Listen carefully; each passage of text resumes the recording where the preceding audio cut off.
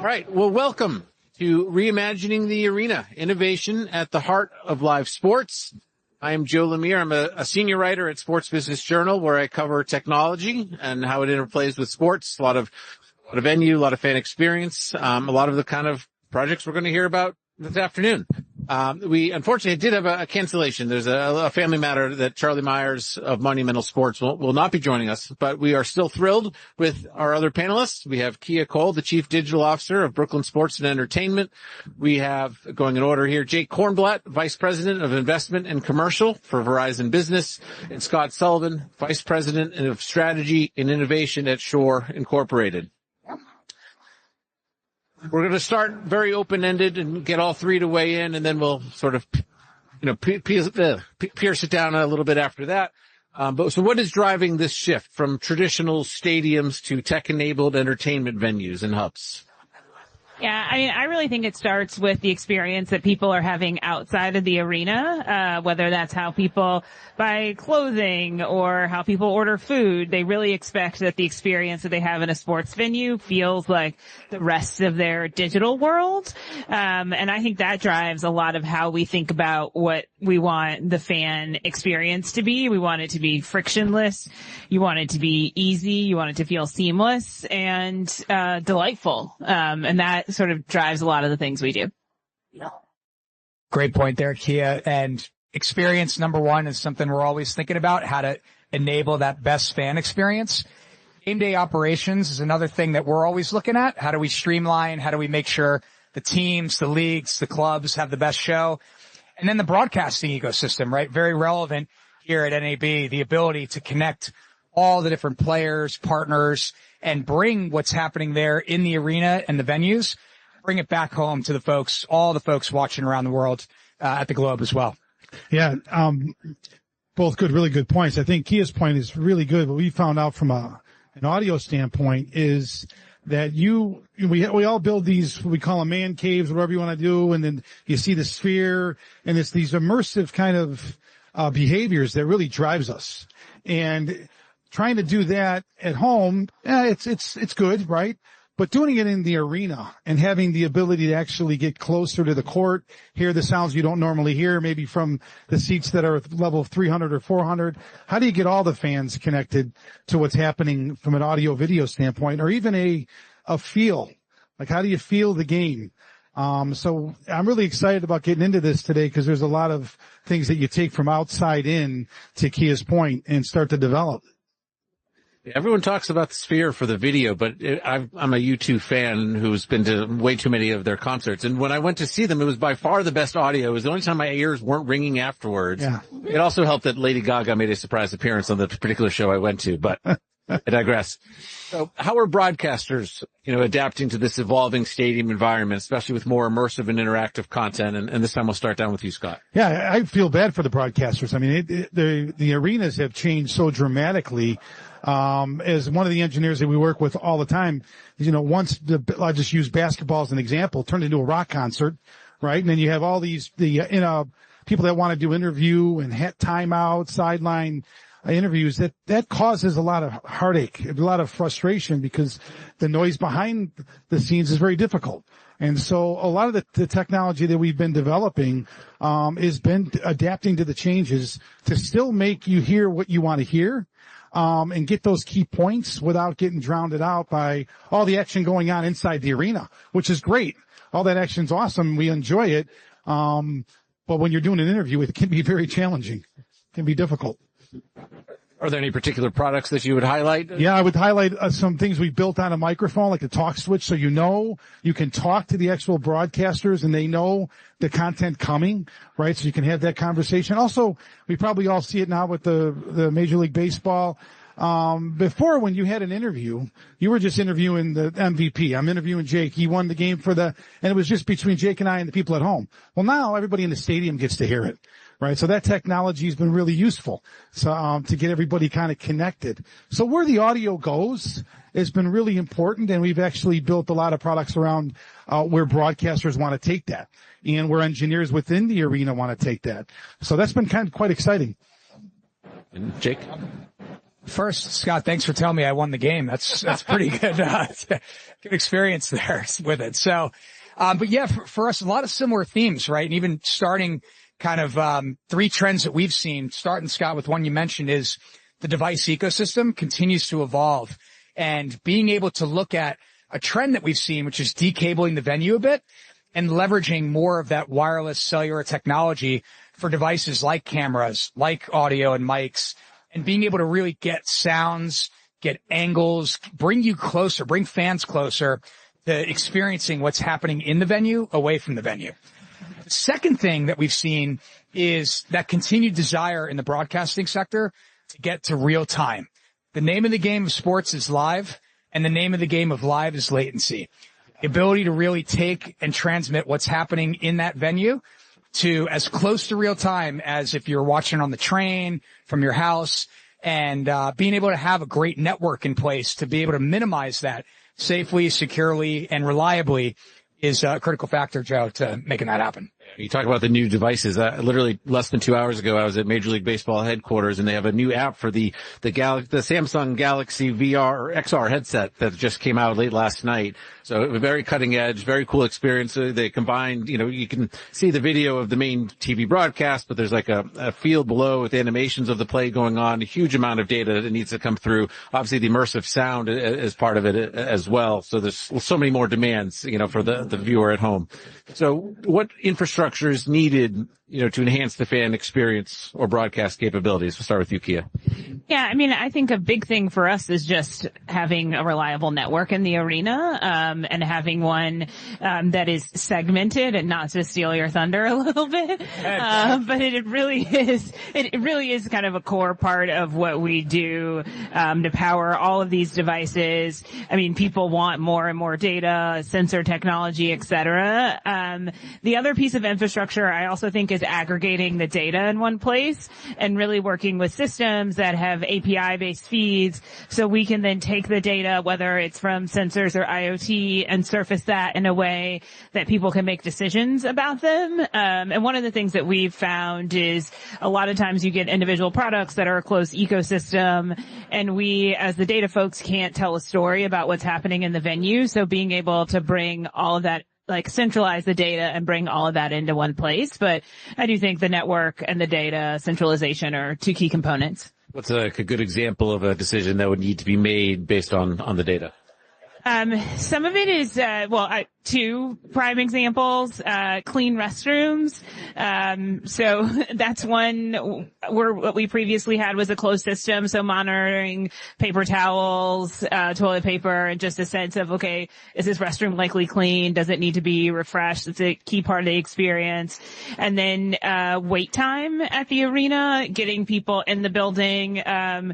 At Barclays Center, we're fortunate to be at a transit hub, but it also means that people sort of come onto the plaza and think that's the one place that they can go in, but there are all these other entrances. And so if we know that the wait time is long at the main entrance, how do we get people around to others? How do we shift staffing? Those are kind of things that decisions you're making in real time at an event day that impact the experience.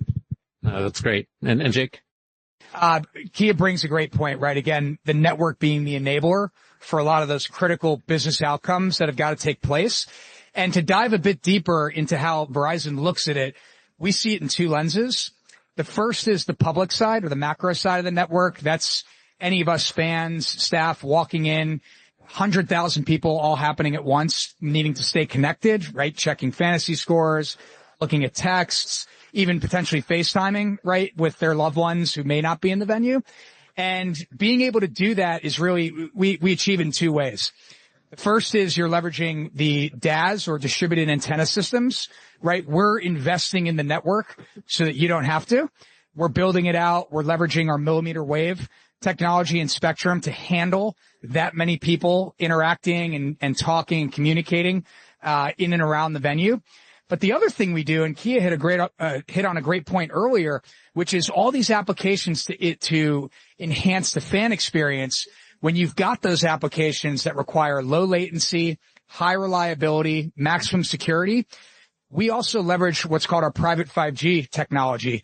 And what that's able to do is enable applications like autonomous retail, cashierless checkout, facial authentication, all the different apps that allow that fan experience to grow, to be better connected to their teams, to the venues, and spend more time in their seats, frankly, versus waiting in lines and doing some of the other things that are going on. So, yeah, I'll just add to that. So while they're in the seats and, you know, you want to be able to hear certain things maybe you didn't hear before. So we got a brand new product called the DCA 901 we just introduced in Amsterdam that allows to connect to that network in-house and provide certain audio to be delivered that you just couldn't deliver before.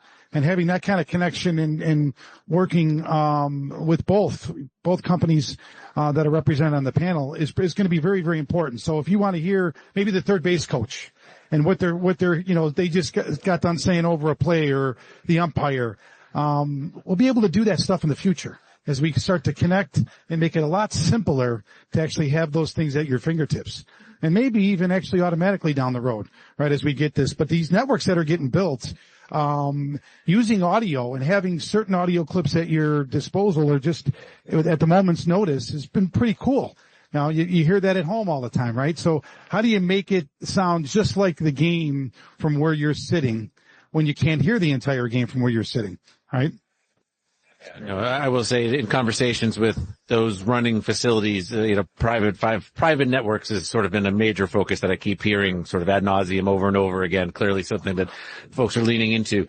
So Keia, you mentioned an example of how you use real-time data to manage the facility and make decisions. But how is that, whether that or different data sources, how are you personalizing the experience for fans and trying to give everyone a slightly different view and meet their needs?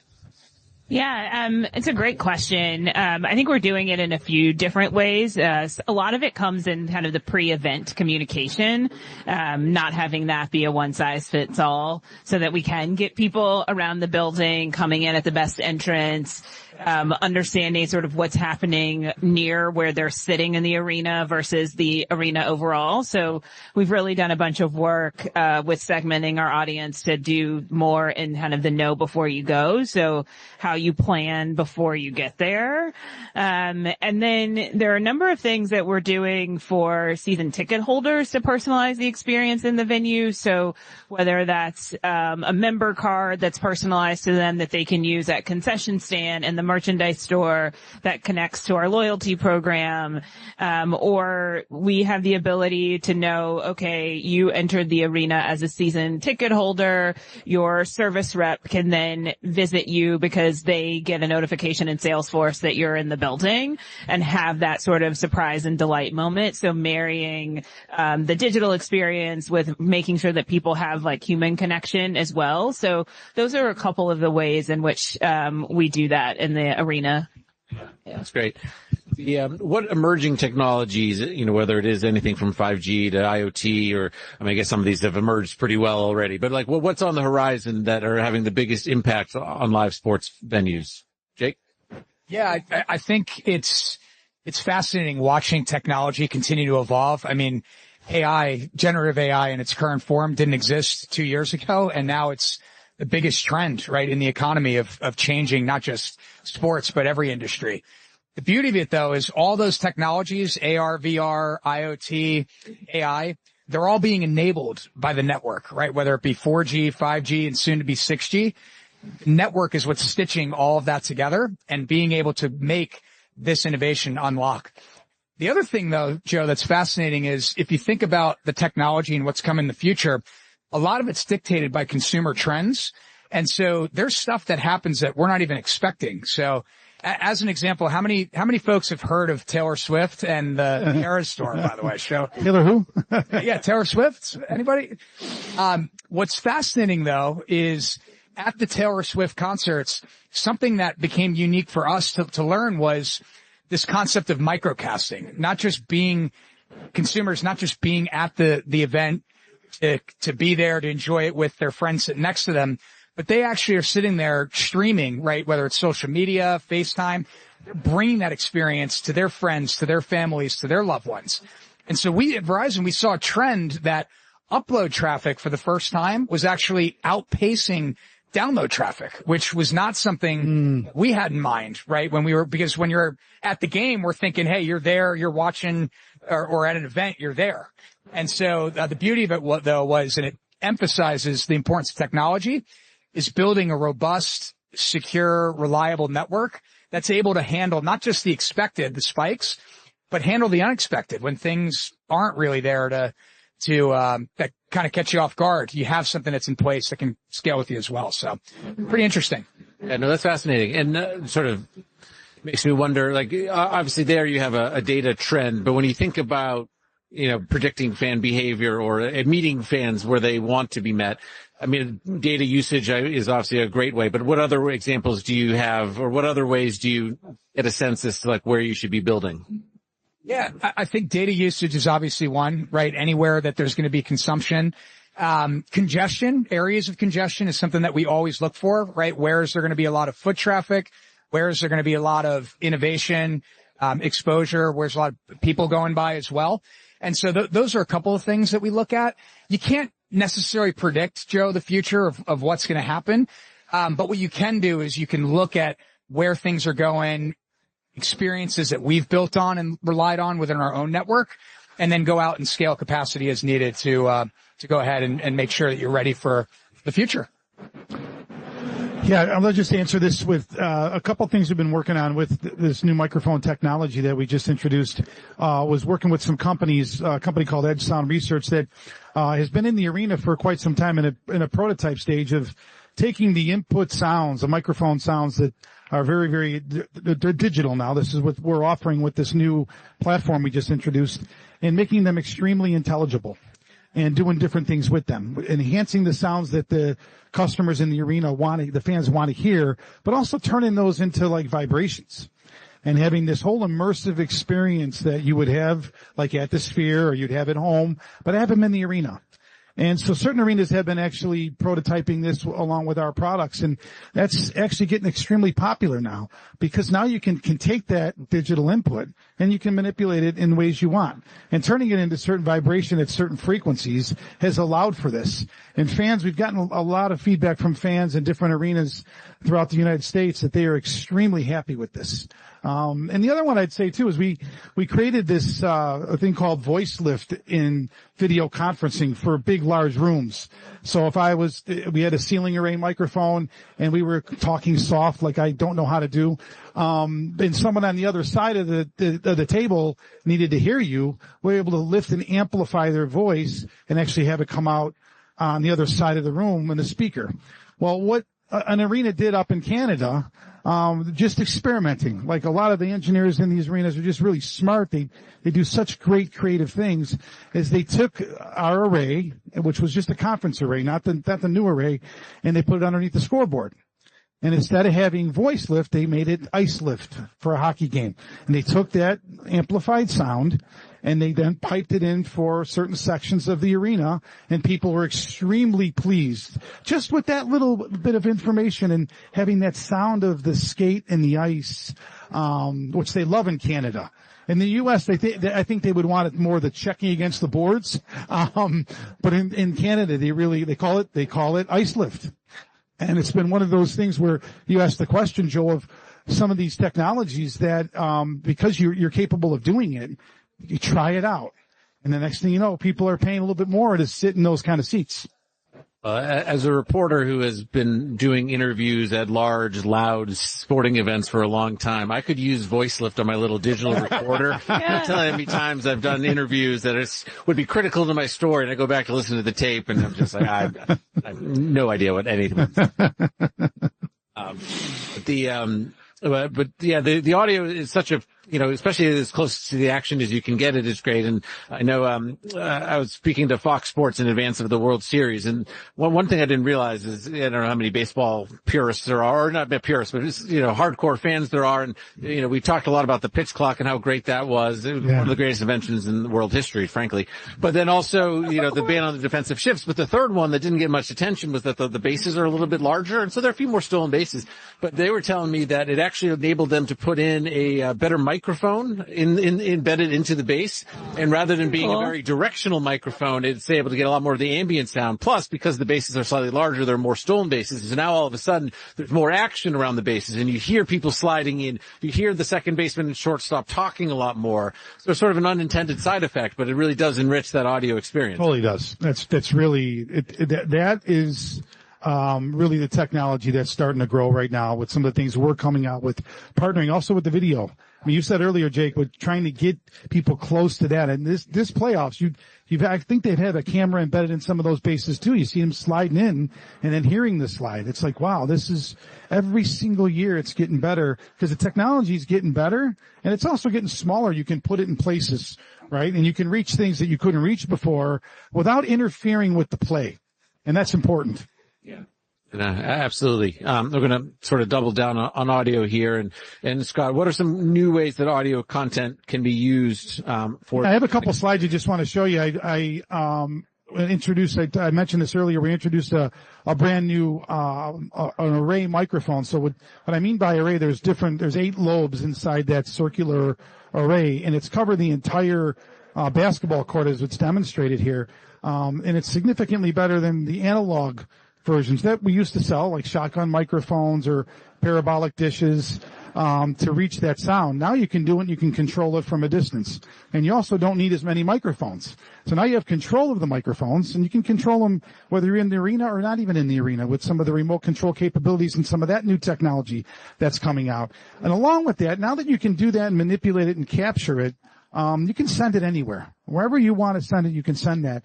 And one of the big parts is how do you then reduce some of the, what I call audio infections, right? The sound of the ambient sound we hear today, or just the scoreboard, or some of these things that you don't necessarily can control. So we also came up with some other things in the next slide that, we haven't necessarily released yet.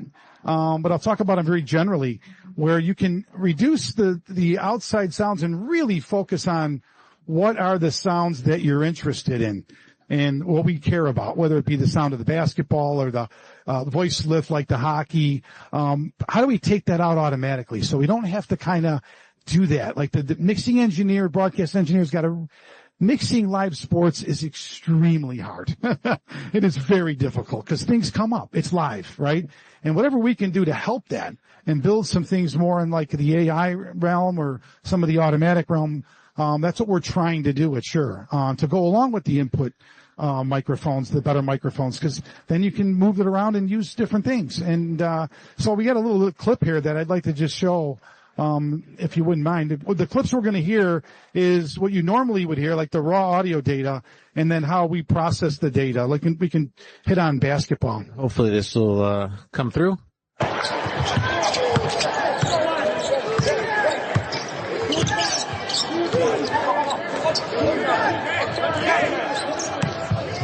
So you're hearing all of it, right? You're hearing all of the crowd and the people that are actually, it's hard to mix. You want to hear some of that, but you don't want, if you're an engineer, you want to blend it the way you want to blend it. So now we can go on to the next clip.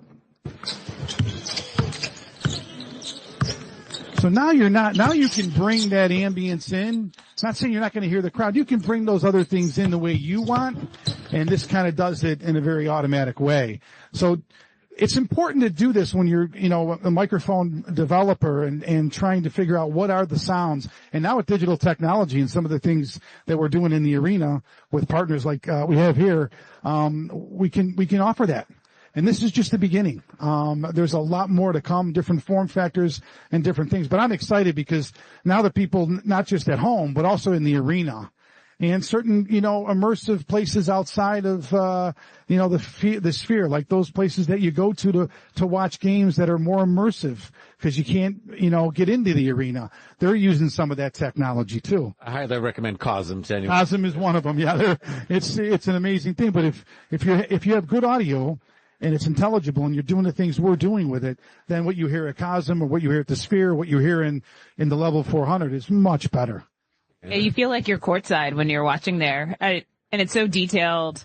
It's almost like you're visiting that venue when you're there. In my position, I can't tell you how many tech vendors have said, like, this is the next, usually it's VR, but in some way this is to replicate courtside seats. And that sort of Cosm Sphere type experience is like the closest I've seen to actually doing that. And then I think you have a hockey version there too.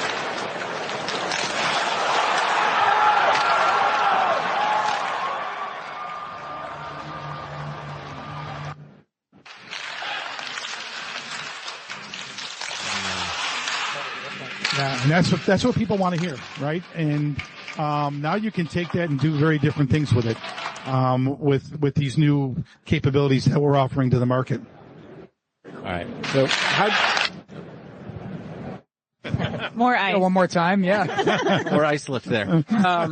So how do you balance all of this innovation with accessibility and inclusivity for all fans? Not everyone's going to have the latest gadget. Not everyone's going to be as tech savvy. How do you think through making sure that these experiences exist, but, are available to as many people as possible?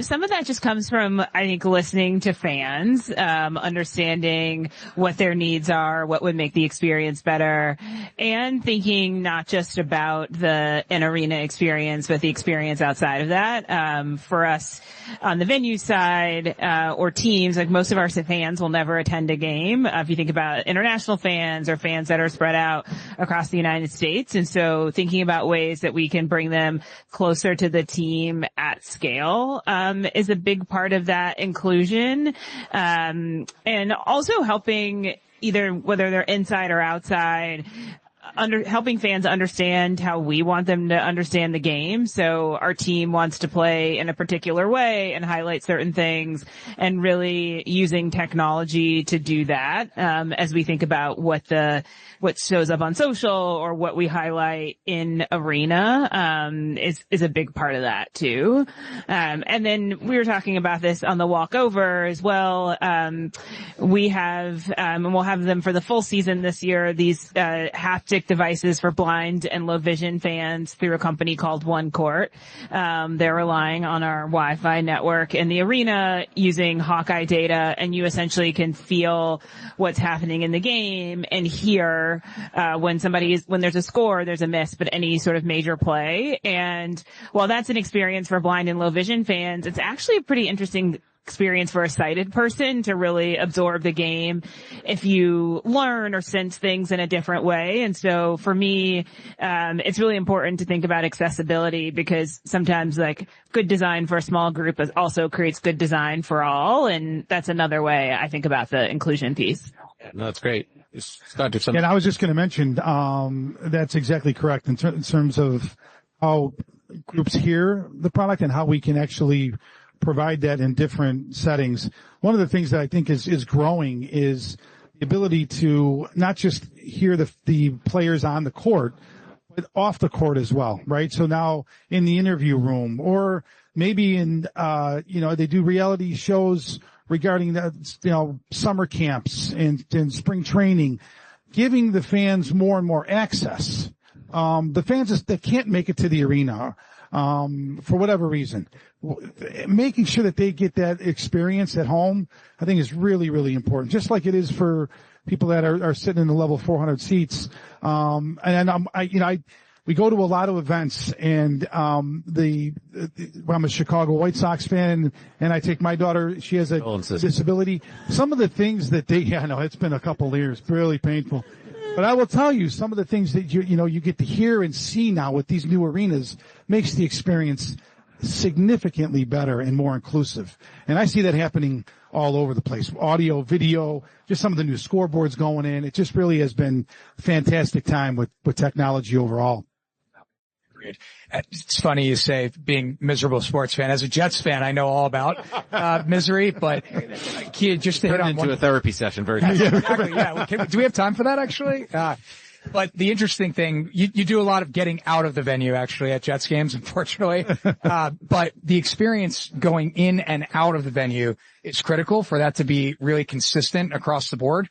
And when we're thinking about building and investing our network, it starts with what's happening in the venue and in the stadium, but we're expanding those benefits and that experience outside the venue and into the surrounding communities. I'll never forget Buffalo is one of the cities, right, that's known for not just the ability to connect and stay connected inside the venue, but you've got 25,000 people outside the venue that don't even go in and have to have that same experience and connection. And so just being able to keep up with those consistent trends and accessibility pieces is huge. That's great. And actually one of the other ones that I've seen as a major trend across sports right now, and whether it's the big players like in AWS or small startups like a Cam.ai, there's a lot of auto translation that's now happening where in multiple languages, and some of them do a really good job of making it not just a jilted, like literal translation, but with some real voice inflection, and it's done a wonderful job to make a lot of these sports more accessible globally.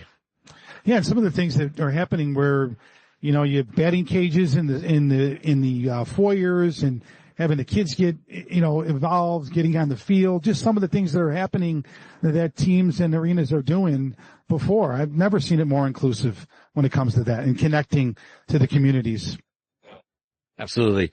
And now, how do you cater different experiences for each type of event, especially with each league offering different infrastructures? You know, certainly the NBA and the WNBA, for instance, do have different tracking data providers. So something like a one court is, you know, probably like inherently similar, but not, there's some technical hurdles to climb through. Yeah.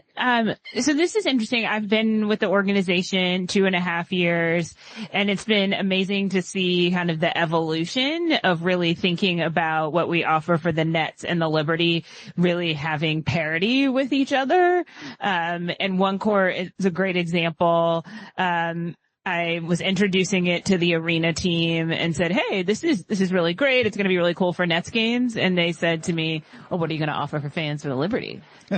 Well, they haven't sort of lined up their data model with Second Spectrum yet, which is what the W uses. And, you know, we'll talk to them about that, and we'll push the envelope there and try to get it. But for me, the big win was, hey, we want to offer the same high quality experience no matter what kind of event we're having. We want to offer a premium experience no matter where people are sitting in the venue. So thinking about that. And there are things that are different about each experience and each fan base. And so the Nets may have different things that they want in the game presentation than the Liberty, but they kind of need the same common infrastructure. So we often think about it from that perspective. But yeah, usually we're shooting for parity to be available, and then those teams can pick what they want to do differently or not. No. What about like other events like concerts? And how involved do you get in operating the venue on some of those? We're decently involved. I think for concerts, people are often bringing in their own capabilities for touring. We want to get to a place where we have state-of-the-art capabilities for maybe some of our smaller shows and productions. People do want to tap into our PA system, which will actually be new for this next season. But there's some of the bigger shows where people are bringing in their own rig, their own audio, and setting it up. And we're making sure that they have all of the connectivity that they need, and for that to be kind of a seamless experience in that regard. My daughter loved Disney on Ice, so just make sure they get all of the best tech available. Disney on Ice is so good. I mean, my daughter loves it. I also love it too. Like, yeah, I need to work on the ice lift for that.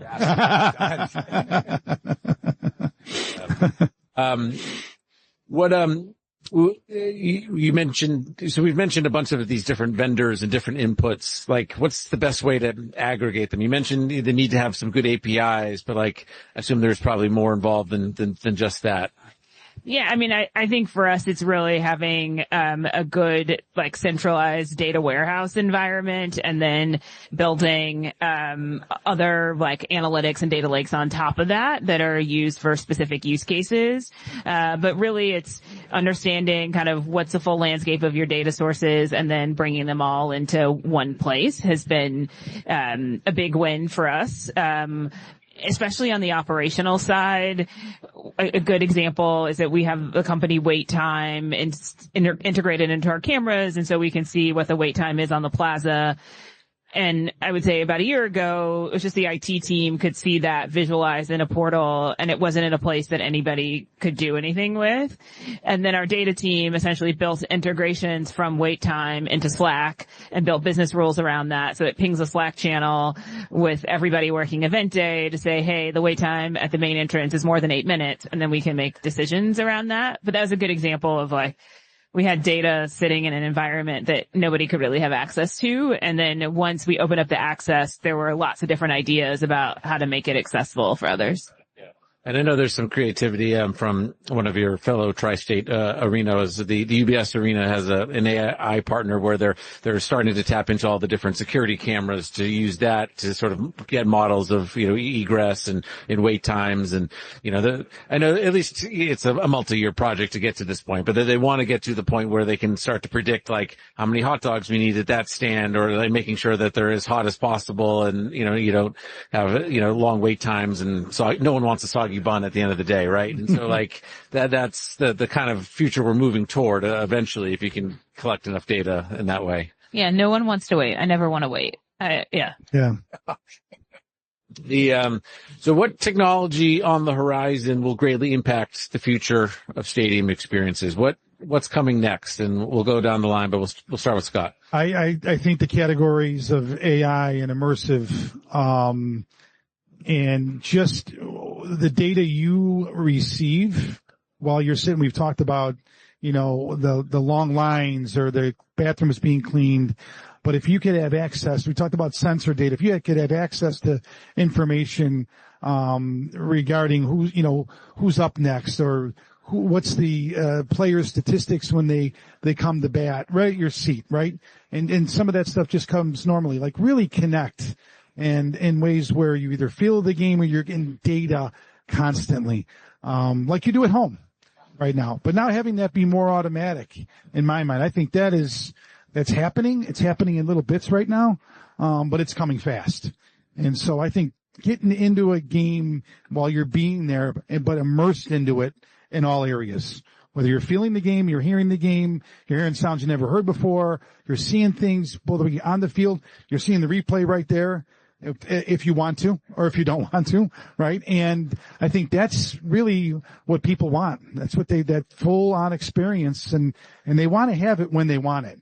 So now you're walking around with your own DVR, if you will, right? You got so many of these different opportunities, and it's happening, and it's coming together very quickly. I think that, something, that was said earlier is the arenas are investing in it. They're doing a fantastic job. We talk about the centralized capability in networking, the same thing with having access, Wi-Fi access and cellular access. I think they're investing very heavily right now into that. So we're going to start to see this very quick. Next year's panel is going to be us, and we're going to be saying, can you believe that actually happened? But it's really true. So I'd say AI, ML is driving it, and immersive on all fronts, whether you're feeling the game or just getting the information when you want it. Jake, will the Jets have won a game by next year's panel? Gosh, I sure hope so, Joe. I will not be here if they have not won a game by then. But in all seriousness, Scott hit on a couple really good ones. I think the interesting part is no matter where the future goes or where the innovation goes or the device ecosystem goes, that key word you keep hearing is connection and the ability to stay connected securely, reliably, and as close to real time as possible. And so being able to continue to build, invest in networks so that the teams can come, the fans can come and have those experiences uninterrupted, securely, and just enjoy them, right? Enjoy being in the game, enjoy every aspect of leaving the game, coming to the game, all the things that come around it. Being able to stay connected that entire time is going to continue. Yeah, I would just add, obviously AI, ML is going to drive a lot of change over the next several years, but I think about the experience in the venue of being completely frictionless. And so whether that's your face or your phone, being able to kind of walk through with ease and almost have a digital companion to where you want to be in the arena and to find your favorite things and maybe have your merch already waiting at your seat. But really being sort of more of an easy experience that you come to enjoy and crave. Yeah. I don't know if anyone's had a chance to go to Intuit Dome, but I had sort of, a modern marvel. They've had the benefit of recent construction, but I went to one Clippers game and a tour there, and everything's connected to your account. So you walk in with your face, and Steve Ballmer's vision is that he wants such a loud, fan environment that he has tons of technology so that the technology all fades into the background, right? And so it's like you walk in and out of the concession stand, it's automatic, in order to get back to your seat and start cheering for the team again. But one of the cooler innovations I saw there, there's a company called Misapplied Sciences that they have this parallel reality board is what they call it. But, it recognizes my face, it knows that it's me, and then it has a personal greeting on the crowded concourse. It'll say, "Welcome, Joe," and only I see it. Like, it will say, "Welcome to Keia," and as long as I don't awkwardly invade her personal space, I will not see the message for her. It'll be separate to me. And I don't know how far along they've gotten, but at least the vision is that because it's all connected to my account, at some point it'll say "Oh, welcome, Joe. Your seats are in section 222. Take the second escalator on the left." Or it'll know that because I buy popcorn because that's all my 8-year-old son wants at a game, it'll say "Here's a flash sale for 10% off your next, popcorn purchase." And so it's that, you're talking earlier about the cohesive experience, and that's sort of a good manifestation of, early days for some of it, but that. Yeah. There, yeah. No, that's, I went out to LA, this maybe March or April, got to visit Misapplied Sciences in their workshop studio and see how that works, and then also into it. It's super cool. Did you sit in the wall, or were you outside? I was not invited to the wall. I wasn't loyal enough of a fan, or perhaps because I had a press credential. Who knows? One or the other. We have just a couple of minutes left. If there was a quick audience question, we could perhaps get to that. But if there's any hands, if not, well then, this has been terrific for, Scott, Keia, Jake. Thank you very much for all your help. Well done, everybody. Thank you. Thanks. Thanks. Thanks, everybody.